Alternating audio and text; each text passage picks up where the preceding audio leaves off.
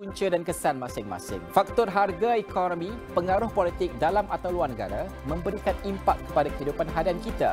Di Niaga Awani kami memberikan gambaran jelas melalui analisis mendalam, merentas pelbagai segmen dan latar belakang. Kami akan bantu anda untuk faham segalanya.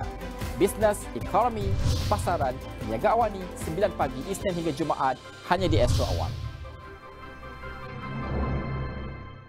Dua beradik bawah umur dipercayai dieksploitasi ibu mereka telah pun diselamatkan oleh pihak JKM iaitu Jabatan Kebajikan Masyarakat. Yang di-Pertuan Agong bertitah bahawa Istana Negara tidak akan terlibat dalam sembarang percaturan politik. KPM belum putuskan bila pelajar perlu pakai semula seragam sekolah. Pemakaian sedia ada diteruskan sehingga ia diputuskan kelak. Dua anggota polis ditahan kerja sehinggalah siasatan kes samun dan rogol.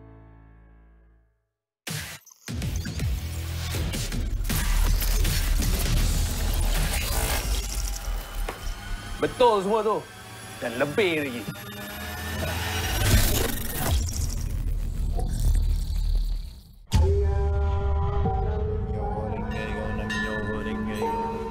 Daulah tuanku.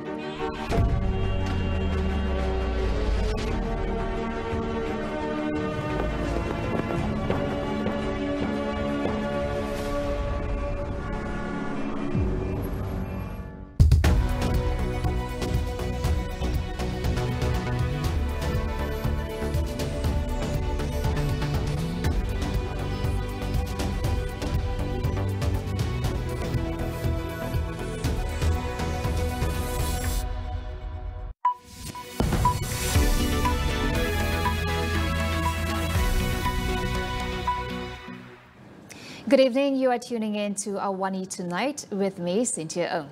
The Prime Minister reiterates that all parties should respect the decision of the Pardons Board to commute the sentence of Datuk Sri Najib Razak.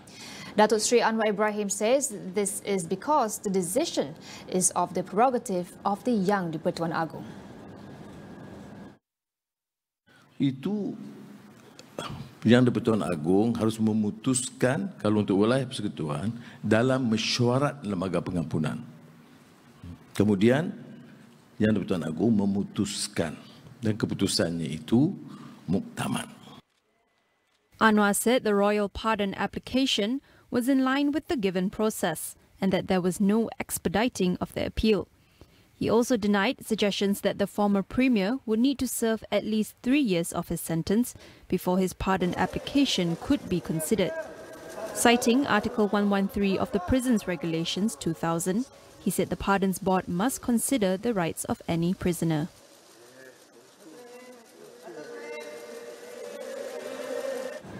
DAP's Tony Pua was summoned to Bukit Aman to record his statement in a sedition case. He was called up by the police in connection with recent comments on the reduction of former Prime Minister Datuk Sri Najib Razak's sentence. Saya telah pun memberikan kerjasama penuh. Soalan-soalan yang ditanya termasuk sama ada saya yang menulis post-post tersebut, saya yang muat naik post-post tersebut dengan komputer ataupun dengan handphone, saya telah pun berikan jawapan. Police launched an investigation following allegations that the former Damansara MP's Facebook posts had insulted the royal institution. The case is being investigated under Section 4.1 of the Sedition Act and Section 233 of the Communications and Multimedia Act. Sarawak police are investigating a report that former Yang di-Pertuan Negeri Tun Abdul Taib Mahmud was removed from a hospital against medical advice. State Police Commissioner Datuk Mancha Atta confirmed that a police report was lodged on the matter. In a statement, he said the case is being investigated under Section 336 of the Penal Code that covers rash or negligent action which endangers human life or personal safety. He also urged the public not to speculate or spread false news on the matter.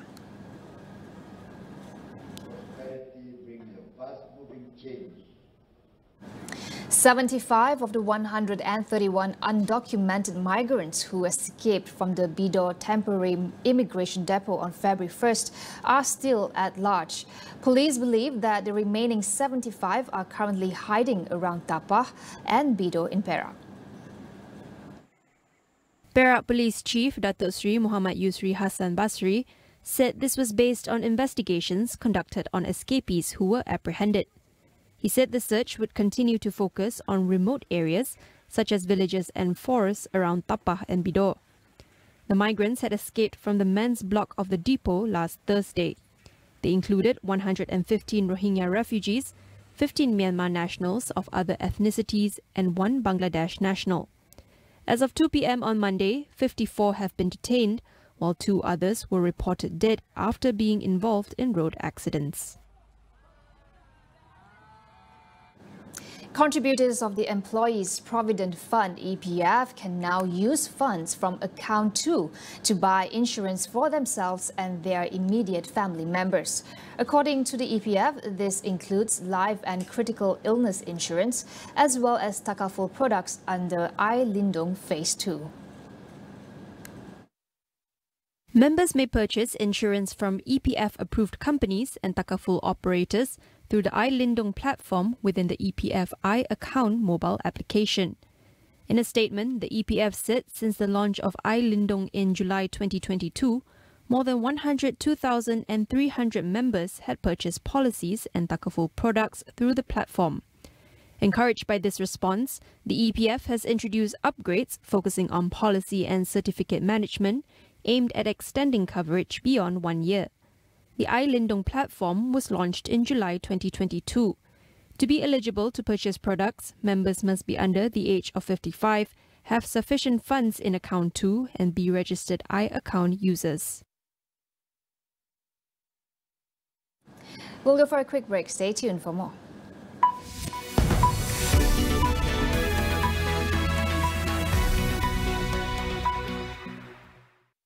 Kekasih terulung Asia berjuang demi satu matlamat.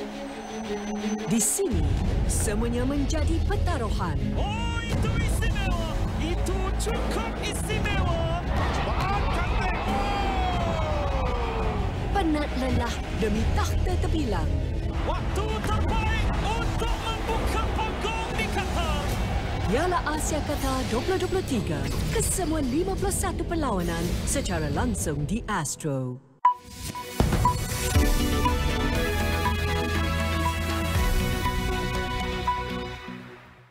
Welcome back. A Thai court has handed a 2-year suspended jail sentence to former Prime Ministerial hopeful Pita and 7 other political figures for their involvement in a rally in 2019. It is the latest hurdle for the opposition Move Forward Party after the country's constitutional court ruled that the party had undermined monarchy and national security. The case concerns a protest at a major Bangkok intersection on December 14th, months before a court dissolved the Future Forward Party, the previous iteration of the Move Forward Party, of which Pita was a member. Huge demonstrations had taken place across the capital in 2019, calling for reforms and the resignation of then Prime Minister Prayut Chan-o-cha. The court ruled that the December 14th protest was organized without permission, blocked public space and was within 150 meters of the palace. Move Forward now faces possible dissolution and its leaders banned from politics.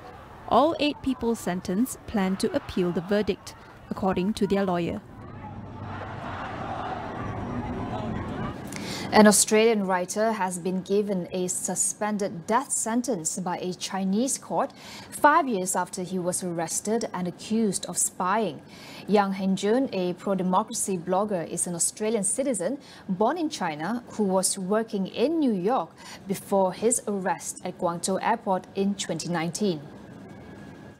Yang had been accused of spying for a country China had not publicly identified. The 58-year-old's case has mostly unfolded behind closed doors, including a secret trial at a Beijing court in 2021. He has denied working as a spy for Australia or the United States. The Australian government is appalled at this outcome.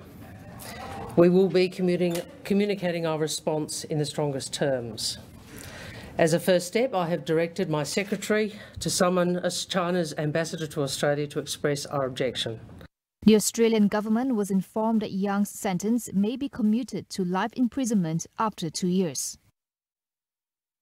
A South Korean court has acquitted Samsung Electronics chairman Lee Jae-yong of stock manipulation and accounting fraud. The charges are related to a controversial merger of two Samsung affiliates in 2015, which prosecutors said helped cement Lee's control of the conglomerate. Judges at the Seoul Central District Court ruled that there wasn't enough evidence against the billionaire. The court said the prosecution had failed to sufficiently prove that the merger between Samsung C&T and Cheil Industries was illegally engineered to tighten its grip on South Korea's largest company. Prosecutors had sought a 5-year jail term for Lee. It wasn't immediately clear if they would appeal. The verdict came less than 2 years after the Samsung heir was pardoned for a separate bribery conviction in a corruption scandal. He served 18 months in prison after being convicted of separate bribery charges related to the 2015 deal. He was originally sentenced to 5 years in prison for offering $6.4 million in bribes to then-President Park Geun-hye and her close confidant to win government support for the 2015 merger. At least 10 police officers were killed in an attack on a police station in northwest Pakistan. Authorities say the exchange of fire lasted more than 2.5 hours, injuring 9 others. The incident took place at around 3 a.m. local time and began with sniper fire, followed by grenades. It is unclear who carried out the attack, but the area has seen attacks on government and security targets by the Pakistan Taliban and Islamic State for years. Violence has escalated ahead of the country's general elections on February 8th. A National Assembly candidate and a political leader were both shot dead last week. In the same week, 4 people were killed in a bomb attack after an election rally in Balochistan, of which the Islamic State claimed responsibility. U.S. senators have reached a bipartisan deal that would unlock billions of dollars in new aid to Ukraine and Israel while tightening U.S. border laws. Both the Democratic and Republican Senate backed the $118 billion deal, but Donald Trump's Republican allies in the House of Representatives have already vowed to kill the deal.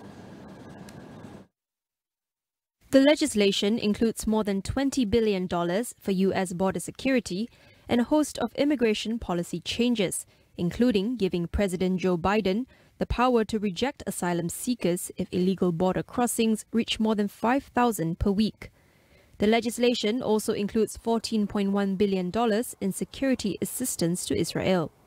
An additional $10 billion will provide humanitarian assistance for civilians in conflict zones, including in Ukraine, Gaza and the West Bank, although the bill includes a provision barring its funds from going to the UN Agency for Palestinians after Israel accused Palestinian staff of involvement in the Hamas attack in Israel on October 7th. Under the bill, the Senate plans to direct more than $60 billion in additional aid to support war-torn Ukraine. Senators have been negotiating for months on the deal. Republicans insist on strengthening border security in return for approving Biden's funding request for Ukraine.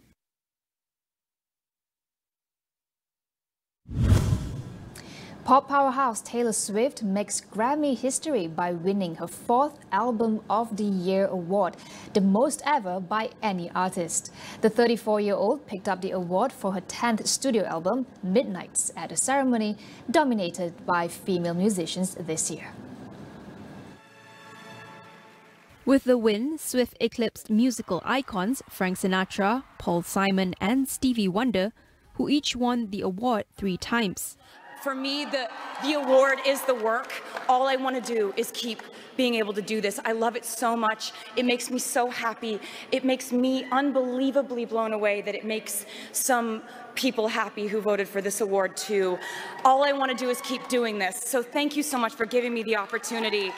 Female acts swept all 4 of the top prizes and accounted for 7 of the 8 nominations for Album of the Year. Billie Eilish won Song of the Year for What Was I Made For, a ballad written for the Barbie movie soundtrack. Miley Cyrus won the first Grammy of her career, Best Pop Solo Performance for her empowerment anthem, Flowers. She also won one of the night's biggest awards, Record of the Year. Meanwhile, Victoria Monet, who has written songs for Ariana Grande and Chris Brown, claimed the prize for Best New Artist, about 15 years after she started her career. That wraps up Awani Tonight. I am Cynthia Ng. Thank you for watching and good night.